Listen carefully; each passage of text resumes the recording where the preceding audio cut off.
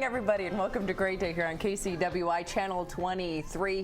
Very excited to have a very special guest, the Iowa DOT Director, in to join us once again, Paul Trombino. Thank you for coming back with us this morning. Jackie, Brent Roski, and Jason here this morning. All right, your name has been in the headlines a couple of times, and you're saying this morning, as we were talking in commercial break, you're kind of surprised by that because you're not saying anything you haven't said for a while. Yeah, so I was at a sort of a land institute put on by the MPO, and we were talking a lot about transportation system, local roads, and primary highways, all that kind of good stuff. And the comment that I made was that I see the system shrinking in the future. And the gentleman that I was speaking with said, "Hey, can I quote you?" And I'm like, "Yeah." Wait, what'd I say? There is press in the room, so I got to tell you. Yeah. So I lived in California for 15 years. Yeah. By the way, I want to give you just all the credit in the world. When I came here, this is the fastest I've ever driven at 4 o'clock on a highway. And when I read this, I wrote this down last night. I was doing my research about your arrival here. The system is going to shrink, is what you said. And I'm like, wait, he can't mean like the road system is going to shrink here. Started digging in a little deeper.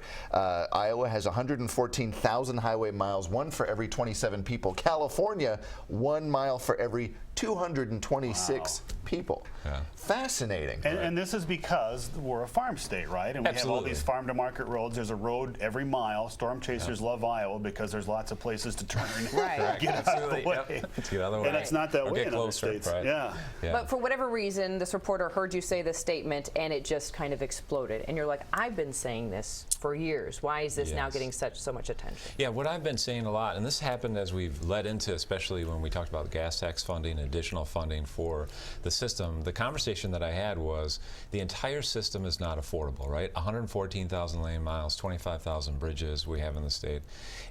We're all not going to pay to rebuild that entire system. It's not affordable, right? And so what the conversation has to be is to what is affordable, what piece of that is affordable. And that's the decision that we have to make. And ultimately that means, and as I've said before, I don't think anybody wants us to rebuild the system that was built in 1930 or 1950 or 1970 because how we utilize the system, how people utilize the interstate system is dramatically different than it was in 1956, okay? And in that same sense, how farm to market is completely different than it was 100 years ago, which was really technology in its day. That's why they laid out the system. To get 100 miles to the market was a big deal. Now the market is in Asia or South America, or it's a totally different system. And so the way I've always viewed it is, how are we going to be able to build the system, make sure it's effective, and likely that's a road, rail, and water system, right? Because people and products move from one mode to another, and that's true in our state. We're a producer state. We produce about $18 billion in exports, and most of that leaves the state, and not only that, leaves the United States. So naturally, I see our system shrinking because we're going to be more effective, and product and people movement is going to be more seamless from one mode to another. And that transition you're talking about, even with agriculture, I was actually with the mayor last night. He and I had a conversation, not last night, about the changing ag, how it used to be you'd have gentlemen farmers and they'd have a couple acres, and now it's corporate farming. So you don't need all those roads necessarily kept up. And what you're talking about, it's not that we're going to get rid of a bunch of roads and bridges that aren't necessarily used all the time. That's the trick, right? That's what we're talking about. Right. As I like to say, is that the system has been built over 100, 150 years, right? Especially the roadway system.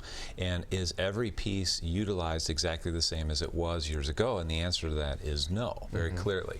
And so naturally, there's going to be, I believe, a shrinking, because one of it is you can't afford it all, right?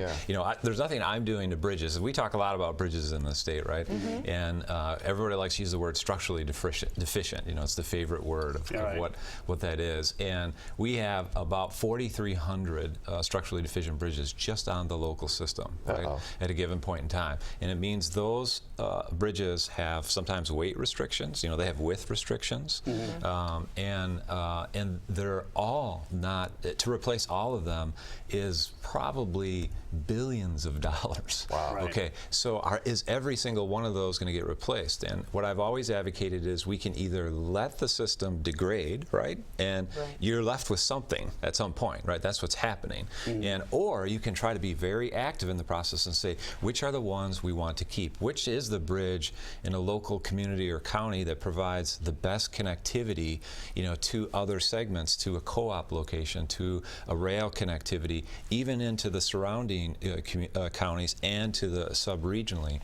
So the one we have to figure out the ones we want, rather than being left with the ones that we are left with, because likely it wouldn't be the ones that we want. You have to forgive me, I'm stunned because I've just heard someone in government twice say that we can't afford something, so Jackie and Brent will have to carry the rest of this segment. But obviously there is still growth out there. We're seeing Highway 20 being finished across the state, which I love. I don't know if everyone feels the same way about it, but that I love. But even if you go west of our community here, those rest stops have been taken out, and I'm assuming that's to build more roads to connect up to our growing and expanding West Des Moines and Waukegan. There's an interchange like that actually affected those, yes. Right. So there is still continued. We're putting money into new roads. There will be expansion along with contraction. I can't say that enough. There's going to be both, because as I like to say, when the interstate was built, did anybody expect somebody to take the exit at 86th Street and go over to Merle Hay?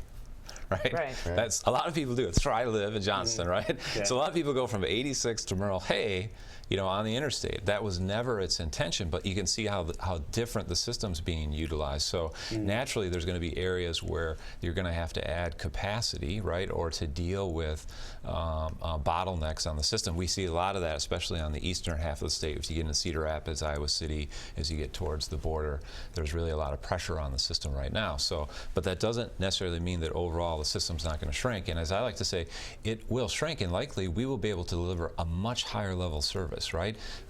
And because you're going to focus on the arteries that are used the most. Absolutely, and I also believe that it'll be lower cost. Is there a downside to it at all? Is it going to be affecting people in a negative way? I don't think so. I think that already is happening today. As we were talking about the map that I have, as you see all of these. Yeah, hold that up there. It's got my writing on it, so that's okay. Is it your phone number? We don't want to give that away. It's not my phone number. It's the number. Right. And you see all these bridges. And so these is that what all those dots are? Yep, these are all structurally deficient bridges. The red ones are closed. The orange ones are posted for weight. That sounds alarming. Am I supposed to be alarmed right now? Yeah, and I used to bring this out. I brought this out for 3 years ago, and I said at some point, okay, this is only 4,300, so we have about 16,000 to go. Okay, this is only the local system, right? That at some point it's like the AT&T Verizon commercial, right? There's a big blob, and you're trying to figure out, oh, what is that? And well, that's structurally deficient bridges.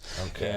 And so what I was trying to get to is that's happening today. That doesn't mean like the Minneapolis bridge you're driving across is going to smash. That does not, right? Okay. That's not structurally deficient. Help me with the language here. I'm not going to cross the bridge today. It typically means there's an element that needs repair, right? It could be a railing, it could be the bridge deck, it could be some sort of structural issue as it's been expected. But what happens is because of funding issues, you can see that the bridges aren't being dealt with. And this, when you look at the map, you can see that there's it causes out of distance travel, right? You can see that happening on the local system. And I'm advocating, rather than let the system degrade, let's figure out which bridge you want to keep. One of these bridges, it may have less than 10 vehicles a day. Right? Yeah. It's really low volume, but in 2 times of the year, maybe in spring and harvest, its volume is actually a lot heavier, and it's very critical because it's connected to a rail hub, it connects to a bunch of co-ops. Let's figure out which one that is. Government trying to serve the people better, we love this. And even with the most recent gas tax hike, still just not enough money to do what we're needed to. I think this is the difference. Is I actually believe the funding that we were given by the legislature, signed by the governor, is the funding that we need to actually make good investments. If we really make good investments in the system, it will sustain us a very long time, because ultimately I think the system's going to shrink and we can lower the overall cost of that investment level. I know we're over time and I don't care. We can't let you leave without talking about 235. Sure. There was something, I believe, in the business record this week, somebody to the effect that, back in 2001 when the engineers were designing the expansion, they said, this isn't going to be enough. And it's 2015, and apparently we've already reached 2020 levels of congestion on 235. On the western half. On the western half. Yes. So What will we see on 235 going forward, if anything, in the near future? You're not going to see any expansion in the system, that's for sure, because I think it's way too much of an impact. I think what you're going to see is us operating the system differently. At times, controlling the amount of traffic that gets into it, by ramp metering, that helps the flow overall of the traffic. Potentially, maybe variable speed at times on, so you have lane speed so that people can see really what those speed limits are, because you have a heavy peak period volume, right, in the morning, between 6 to 9 There's and 4 to 7. maybe 15 minutes. Yeah, I got to tell you, folks, so that blows my mind that people are like, I think the roads work really well here, and I think you guys have got, I couldn't go 90 for 10 minutes. Everyone just settled down. We have high expectations, and that's the way it should be, right? Well, I'd like it, but everything you're talking about, you just plan on. I once had an 8-mile drive from a meeting. I left at 6 a.m. At 8:30, I had to call him. We had to start it on speakerphone. 8 miles. Right. 2.5 out hours. there?